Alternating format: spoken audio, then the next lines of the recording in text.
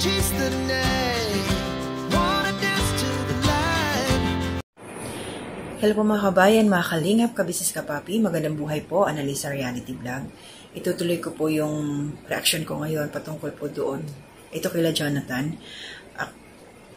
Nung nakaraang gabi, meron po akong ginawang reaction video na patungkol sa mga bashers na talaga nga namang sinisisi si Pinuno Ka Business sa mga nangyayari ngayon dito kay Jonathan.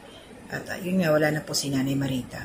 At napanood ko na kasi yung video na yon na tumawag sila Thinking Buddy, shoutout sa inyo, at saka si Power Ranger kay Pinuno Ka Business para ipaalam yung mga nangyari after na nung naihatid na ang mag-ina sa hospital. So, kasi, ito yung resibo ko kung bakit at rason kung bakit bihirang magpakita sa Pinuno Ka Business na naibablog niya si Jonathan. So, panoorin mo muna natin. Mamaya pa ako magsa-shoutout. So, ito po yung sinabi ni La Thinking Buddy after nilang mag-talk ni Pinuno Ka Business. Pasintabi po sa inyo ang shoutout. Salamat po. Kasi nagkuha po ako ng konting clip dito, Power Ranger, Renchi at saka Thinking Buddy. Sa upload po ito ni LB Vlogs Family sa channel po nila, Kuya Renchi. So ito po yun. Panoorin muna natin at pakinggan mo mabuti. Pinaubaya po talaga niya sa amin kaya hindi po sila mga buddy, kaya hindi po sila tumutulong kasi pinaubaya na, sinabi na sa amin, pinaubaya na sa amin.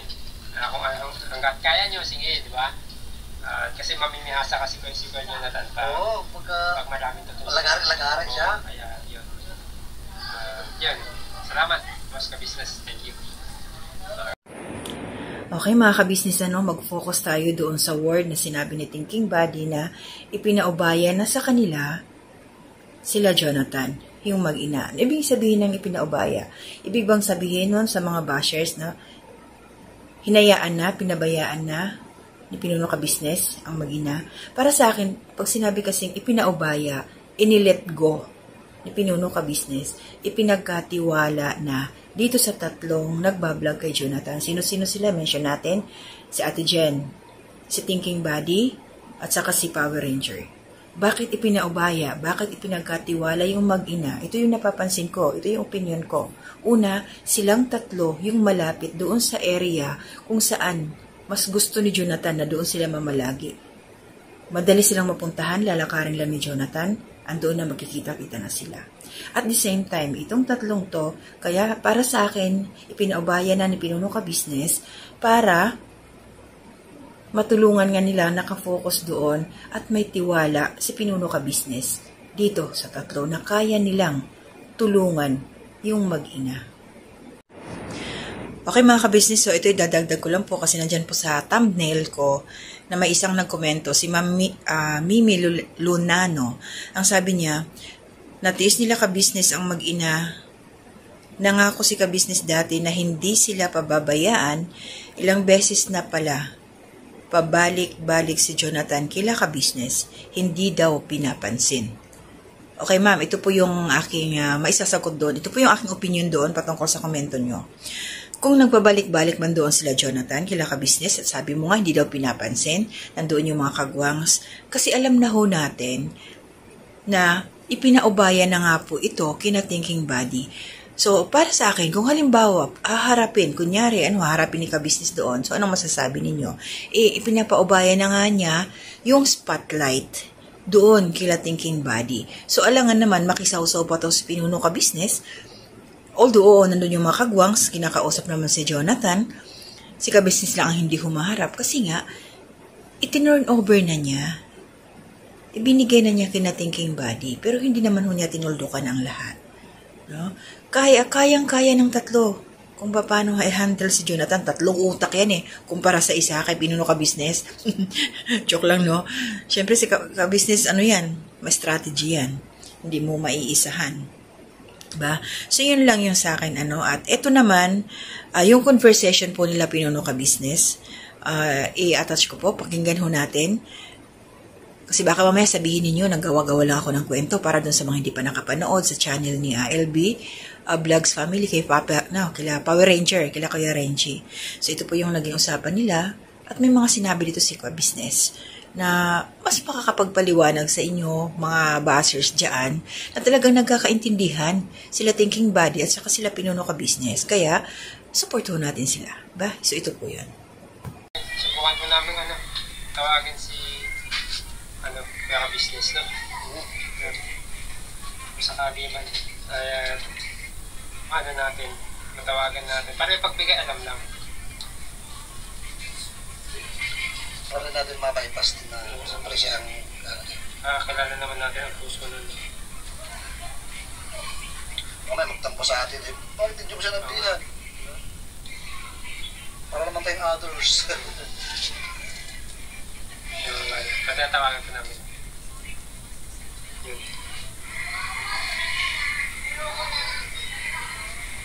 Hello, boss. Ay, grabe.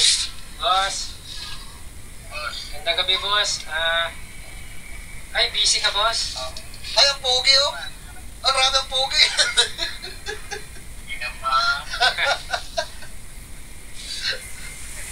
Anong meron na naisipan yun doon? Hindi, boss. Yung alaga mo kasi. Ikaw, Kasi Nanay Marita, dinala namin sa Tala Hospital. Ano nangyari?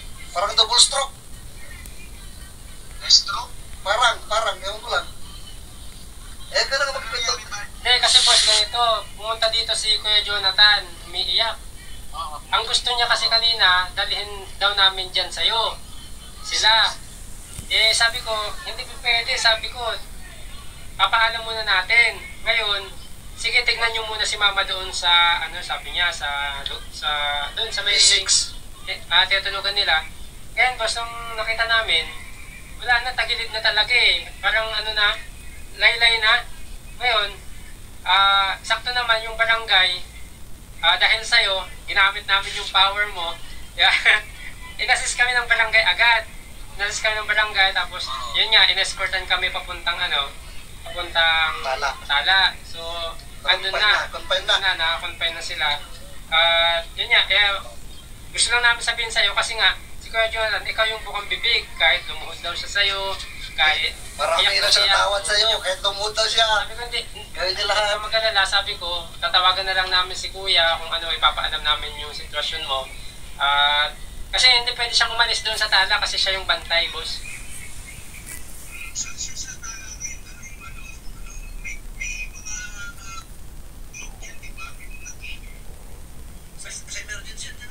Basta boss, magpupuntang Tala kung sakali. Sa information lang yun, boss, Malita Bisana. Yun lang, alam na yon. Tsaka boss, naki-coordinate kami sa barangay. Sabi ko nga, kaya nga mabilis yung action kasi nga ginamit namin yung power mo nga. Kasi nga, sabi nga daw barangay, ikaw nga daw yung tumulong dati na inaayawan nga nila, matigas ang ulo nila, sabi nila. Kaya nga, doon sabi ko, opo, si Kuya Ka Business nga po, ay oo, sabi nila. Kaya, yun, sige, escortan na lang namin kayo, sabi nila, na punta sa Tala. Ngayon, bukas daw sila na yung bahala doon. Wala naman daw gastos, sila na yung bahala. Kasi linggo kasi ngayon po kaya hindi sila makagalaw din eh. Bukas daw pupuntahan nila doon, sila na yung bahala sa lahat ng billing. Tsaka parang kasama ng SWD sa pag-aaya sa kanila eh. Kasama na lang. Sige, kung ano yung magagawa natin tulong bukas at pupuntahan mo rin. Opo, kasi ikaw talaga mga bibig ko eh. Kaya nahanap. Ikaw yung nahanap ni Jonathan, iyak nang iyak Kahit lumuhod nga raw siya, Kuya. Mapatawad mo lang. Kahit lumuhod daw siya sa'yo, mapatawad mo lang siya. Iyak lang iyak, grabe. Ihirap na niya kami nga po Pero magpas kayo, Kuya.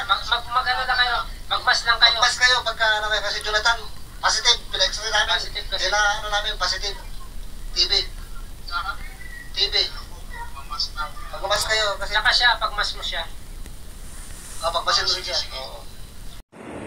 Okay mga ka-business, so yun po, narinig nyo na at napanood ang naging conversation po nila Pinuno Ka Business, resibo ko po yun.